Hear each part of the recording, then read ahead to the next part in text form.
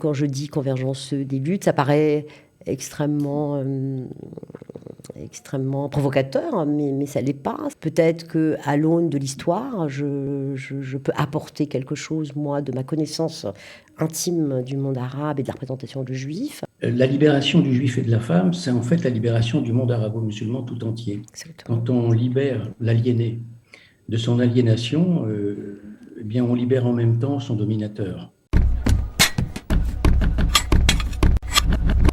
Si vous vous intéressez au destin des Juifs en terre d'islam et des femmes en terre d'islam, eh bien, restez avec nous, vous allez adorer cette conférence qui va avoir lieu le mardi 28 mars à 19h30. C'est organisé par la loge du Bnei Brit de Natania et nous avons en avant-première les deux protagonistes de cette conférence. J'ai nommé Sonia Azadi, qui est psychanalyste et écrivain. Bonjour Sonia. Bonjour aussi. Sur le plateau, et Georges Bensoussan, que vous connaissez bien, historien, spécialiste des mondes juifs, du sionisme, de la Shoah. Bref, il a énormément de cordes à son arc. On s'était rencontrés il n'y a pas très longtemps pour parler justement d'un que sais-je qui vient de sortir et qui parle du conflit judéo-arabe ou israélo-arabe, des destins croisés, les femmes et les juifs en terre d'islam. Ça paraît un petit peu provoquant comme sujet, Sonia. Ça paraît provoquant, bien. Ça ne l'est pas. En tout cas, c'est pas du tout le. C'est pas le but. C'est pas le but. Et c'est pas du tout ma volonté que de provoquer. Je pense que moi, j'ai toujours travaillé sur la femme. J'ai toujours écrit là-dessus, en m'inspirant bien sûr de mon histoire, mais en même temps, dans mes travaux universitaires, je me suis intéressée énormément aux femmes. Et lors d'une conversation, au détour d'une conversation, je m'étais rendu compte quand même qu'en terre arabo-musulmane, il y avait un parallèle à faire, énormément de similitudes entre la figure du juif et la figure de la femme. D'où cette conférence. Alors, on connaît bien sûr le statut des dhimmis, des juifs en terre d'islam. Georges, vous avez énormément écrit là-dessus. Vous aussi, ça vous a sauté aux yeux. Vous étiez déjà peut-être même au courant, coutumier du fait qu'il y avait des similitudes entre les femmes et les juifs en terre d'islam. Oui, oui, tout à fait. C'est en travaillant sur la question du départ des juifs du monde arabe, il y a plus de 10 ans de ça, j'étais frappé dans les archives de constater que dans la vision arabo-musulmane traditionnelle, le juif était vu comme une femme. D'ailleurs, c'était dit explicitement dans certaines archives. Le juif est une femme, et alors c'est-à-dire que le juif est un personnage d'abord féminisé, constamment féminisé, dévirilisé et réduit à l'impuissance. C'était des images qui revenaient de façon récurrente dans pratiquement tous les témoignages. Alors, vous, Sonia, dans votre dernier livre, Un corps perdu, vous parlez énormément des femmes et en même temps, vous racontez un peu l'ambiance dans laquelle vous avez vécu où le juif est une insulte, quoi, ou en tout cas, c'est... Exactement. Et la femme aussi est une insulte. Et la femme aussi, tout à fait. Par exemple, si on veut parler d'un juif en arabe, on va dire hachek, c'est-à-dire sauf votre respect. Et on peut dire exactement la même chose de la femme. On peut dire kif lemra, comme une femme hachek, en parlant à un homme. C'est-à-dire que Dieu vous en préserve, en fait. Et donc, il y a énormément de similitudes. De toute façon, c'est basé sur la soumission d'abord. Je donne une conférence ce soir ici à Jérusalem par rapport à ça, c'est-à-dire que la représentation de la femme, du féminin comme autre dans l'islam, la soumission y est absolument inscrite. Ça commence par la femme et ça se continue par le juif. Alors, vous faites ça, vous tenez à débattre parce que vous êtes une féministe, hein, vous avez toujours défendu le statut de la femme. Oui. Pourquoi vous associez justement à Georges sur mêler ces destins, en fait? Convergence des luttes, je vous dirais. Quelque chose de l'ordre d'un... Moi, j'ai toujours pensé qu'on ne peut s'en sortir, en tout cas dans cette culture, je le répète à longueur d'interview, que si les femmes prennent en main leur destin, se dévoilent au sens vrai du terme, hein, pas du tout le voile tel que... Je réduis pas le voile tissu, hein, c'est plutôt un voile sur la pensée. Et je pense que quand je dis convergence des luttes, ça paraît extrêmement extrêmement provocateur, mais ça ne l'est pas. C'est-à-dire que peut-être qu'à l'aune de l'histoire, je peux apporter quelque chose, moi, de ma connaissance intime du monde arabe et de la représentation de juifs. Et puis voilà, quand je pense que j'ai eu quand même, il faut le dire, une tribune en Israël. Et c'est pas rien. Voilà. Ouais, c'est ça qui est aussi pas, saisissant c'est avec pas vous, rien. c'est que vous aimez débattre ici. Oui, j'aime bien. Et vous y tenez aussi. Beaucoup. Alors, Georges, quand on parle de ces sujets-là, est-ce que ça peut nous donner un éclairage sur la société française d'aujourd'hui, sur ce qui se passe dans les banlieues, et sur le conflit aussi, plus généralement? Je dirais oui aux 3 exemples que vous venez de donner, mais je reviens un peu sur ce qu'a dit Sonia. Elle a prononcé le mot-clé, je pense, du sujet. Elle a prononcé le mot soumission.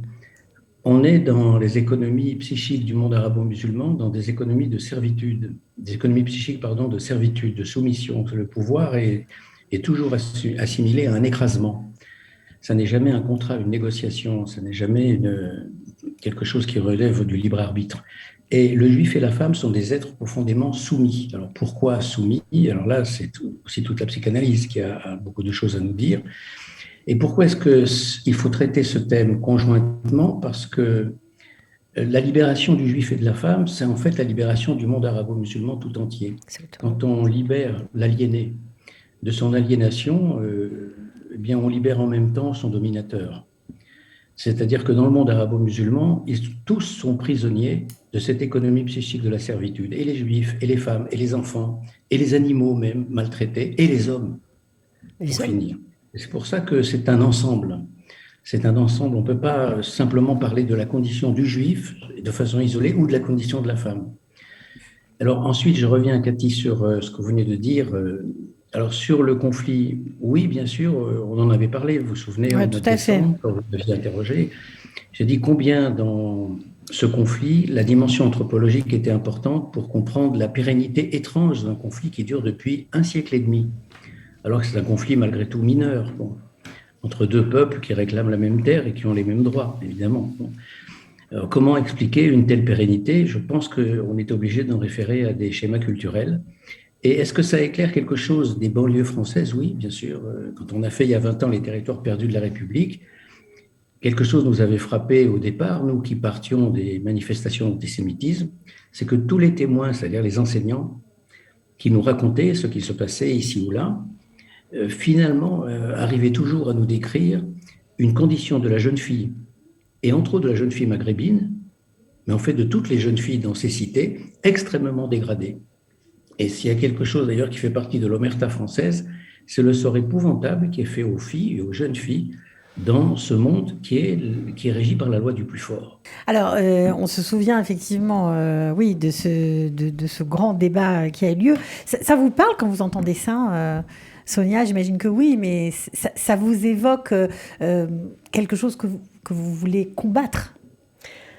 Bien sûr, c'est quelque chose que je veux combattre, c'est-à-dire que, bon, dans mon livre Accord perdu, pour lequel vous m'aviez gentiment invité, je raconte que dès le départ, hein, dès mon jeune âge, j'ai vu que le sceau de la soumission était absolument mis sur la femme et surtout sur le corps, parce que la soumission passe surtout par le corps, hein, des corps que j'appelle des corps prolétaires, hein, des corps voilés, et qui ne sont là uniquement que pour agrandir la Oumma en devenant mère. La femme elle-même, en tant que, comment vous dire, concept plutôt psychanalytique, n'existe pas.